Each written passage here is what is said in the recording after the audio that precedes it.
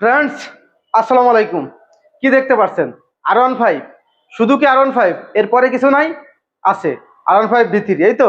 তারপরে R15 Indian? No. Indonesian? No. This is Thailand monster. সব থেকে গর্জিয়াস এবং সব থেকে মজবুত, স্মার্ট এবং বিল্ড আপ সেটিং এর দিক দিয়ে number one bike R15 V3 Thailand monster version.